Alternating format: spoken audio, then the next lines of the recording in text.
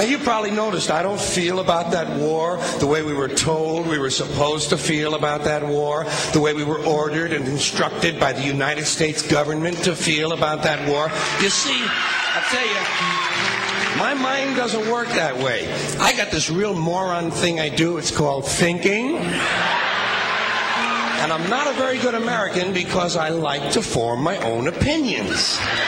I don't just roll over when I'm told to. Sad to say, most Americans just roll over on command. Not me. I have certain rules I live by. My first rule, I don't believe anything the government tells me. Nothing. Zero. Nope.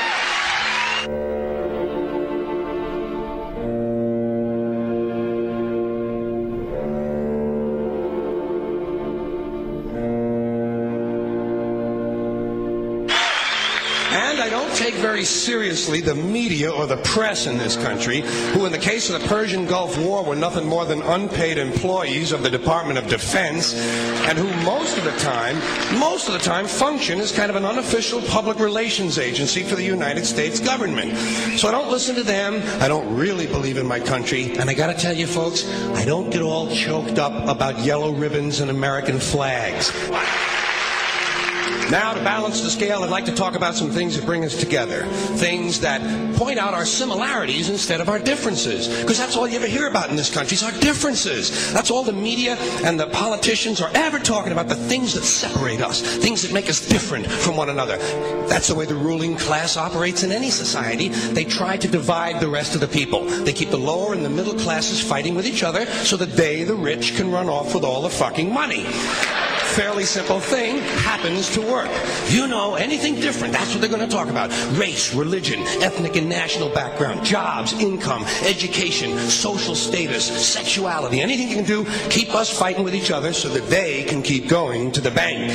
You know how I describe the economic and social classes in this country? The upper class keeps all of the money, pays none of the taxes. The middle class pays all of the taxes, does all of the work. The poor are there just to scare the shit out of the middle class. Keep them showing up at those jobs. Politicians know that word. They use it on you. Politicians have traditionally hidden behind three things: the flag, the Bible, and children. No child left behind. No child left behind. Oh, really? Well, it wasn't long ago you were talking about giving kids a head start. Head start, left behind. Someone's losing fucking ground here. But there's a reason. There's a reason. There's a reason for this. There's a reason education sucks, and it's the same reason that it will never, ever, ever be fixed. It's never going to get any better. Don't look for it. Be happy with what you got. Because the owners of this country don't want that. I'm talking about the real owners now. The big, the wealthy, the real owners, the big wealthy business interests that control things and make all the important decisions. Forget the politicians. They're irrelevant. The politicians are put there to give you the idea that you have freedom of choice. You don't. You have no choice. You have owners. They own you.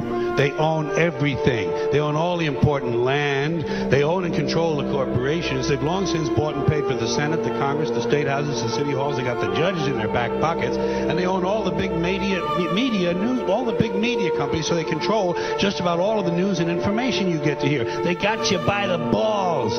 They spend billions of dollars every year lobbying to get what they want. Well, we know what they want. They want more for themselves and less for everybody else. But I'll tell you what they don't want. They don't want a population of citizens capable of critical thinking. They don't want well-informed, well-educated people capable of critical thinking. They're not interested in that. That doesn't help them. That's against their interest. That's right. You know something? They don't want people who are smart enough to sit around the kitchen table and figure out how badly they're getting fucked by a system that threw them overboard 30 fucking years ago. They don't want that. You know what they want? They want obedient workers. Obedient workers, people who are just smart enough to run the machines and do the paperwork, and just dumb enough to passively accept all these increasingly shittier jobs with the lower pay, the longer hours, the reduced benefits, the end of overtime, and the vanishing pension that disappears the minute you go to collect it. And now they're coming for your Social Security money. They want your fucking retirement money. They want it back so they can give it to their criminal friends on Wall Street. And you know something? They'll get it. They'll get it all from you sooner or later because they own this fucking place. It's a big club, and you ain't in it. You and I are not in the big club.